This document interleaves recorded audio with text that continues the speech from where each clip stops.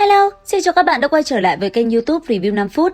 Ở cuối tập 215, sau khi cuộc chiến tranh giành Bạch Kỳ Lân kết thúc, mọi người liền cùng nhau trở về đế quan chuẩn bị đi tìm hiểu minh ước thái cổ. Lúc này, đứng trước đám người Thạch Hạo, Tam trưởng lão lại tiếp tục nói cho bọn họ biết, ở sau tòa thành kia chỉ có những người ký minh ước thái cổ thì mới có thể đi vào.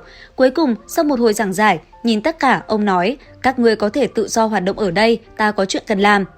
Lời vừa dứt, ông liền mang bé thỏ và Kỳ Lân con đi khỏi nơi này.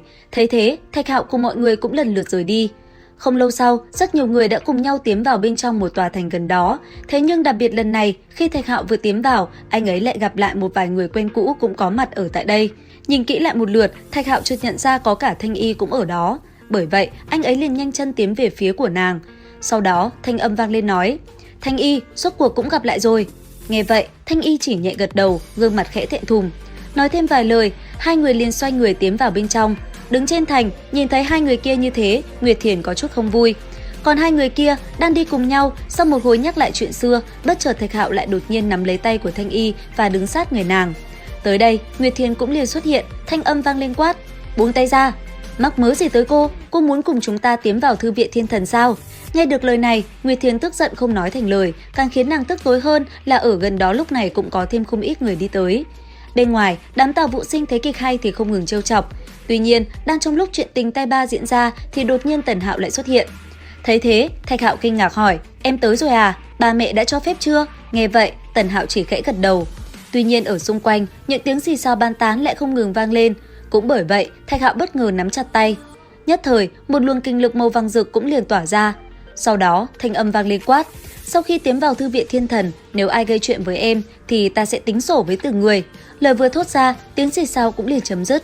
Thế nhưng trong lúc mọi người đang xôn xao thì vị trưởng lão kia lại một lần nữa xuất hiện. Sau đó, ông liền nói cho bọn họ biết tất cả sẽ chuẩn bị vào đế thành để tìm hiểu minh ước thái cổ. Nói xong, thông đạo màu vàng sáng lên. Nháy mắt, tất cả cũng liền biến mất. Không lâu sau, mọi người đã ở tại một thung lũng rộng lớn không một bóng người. Nhìn những bộ xương khô cùng không khí u ám ở tại nơi này, không ít người có cảm giác lạnh lẽo, ánh mắt không ngừng đảo xung quanh. Ở vị trí trung tâm, vị Tam trưởng lão vừa đi cũng vừa nhắc nhở mọi người phải cẩn thận và bám sát nhau, tránh gặp phiền phức. Thế nhưng đang đi, bất chợt từ phía sau Thạch Hạo lại xuất hiện hai luồng ánh sáng xanh đang lao tới, rồi bất ngờ dung nhập vào mi tâm Thạch Hạo. Sau đó, Thạch Hạo liền biến mất rồi liền xuất hiện một không gian khác. Lúc này, chớp mắt anh ấy chính là chiếc đỉnh huyết sắc lúc trước mình gặp.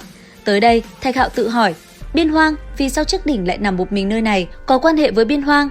Lời anh ấy vừa dứt thì một thanh âm bất chợt vang lên quát, đến rồi sao? Thanh âm đó vừa dứt, bầu trời như xuất hiện dị tượng. Nhất thời, một luồng đất đá như cuồng phong bão táp tản ra, chỉ trong nháy mắt, nó đã liền khiến nơi đây rung động. Sau đó, một thân ảnh nam nhân lờ mờ từ xa tiến tới, rồi nhìn Thạch Hạo nói với anh ấy vài lời. Tuy nhiên, nhìn người này, Thạch Hạo cũng không biết đây là ai. Cuối cùng, sau ít phút ngắn ngủi, người kia cũng liền biến mất. Vào lúc đó, từ trên trời cao, dị tượng lại đột nhiên phóng xuống. Khi lôi điện trúng người Thạch Hạo, nó như khiến Thạch Hạo được tầm bổ, toàn bộ cơ thể chìm trong lôi điện kinh người, dị tượng ầm ầm khuếch tán. Ở bên ngoài, vì sự biến mất của Thạch Hạo mà có không ít người lo lắng, càng khiến họ run sợ hơn là mặt đất lúc này lại đang rung động.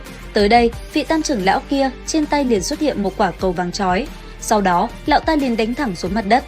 Bùng một tiếng, ánh vàng đột nhiên bạo phát tràn ngập nơi đây, khắp nơi đất đá như nổ tung, toàn bộ nơi này liền bị phá nát. Thế nhưng, khi kinh khí qua đi, tất cả vẫn không thấy Thạch Hạo đâu thì vô cùng lo lắng. Cùng lúc này, ở tại không gian kia, Thạch Hạo sau khi được lôi điện tẩm bổ, một dòng khí màu vàng cũng liền dung nhập vào mi tâm của anh ấy. Cứ thế, sau khi dòng khí kia ngừng chảy, cũng là lúc cơ thể Thạch Hạo bắt đầu biến đổi. Nhất thời, nó liền khiến quần áo của Thạch Hạo bắt đầu tan biến. Trên khắp người Thạch Hạo vào lúc đó, có không ít ký tự phù văn vàng rực xuất hiện, khiến anh ấy như lột xác biến thành người khác.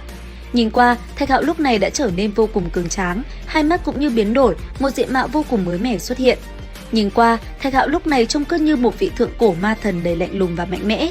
Và liệu rằng tiếp theo sẽ còn diễn biến gì hấp dẫn? Theo dõi kênh YouTube Review 5 phút để biết thêm chi tiết các bạn nhé. Xin chào và hẹn gặp lại!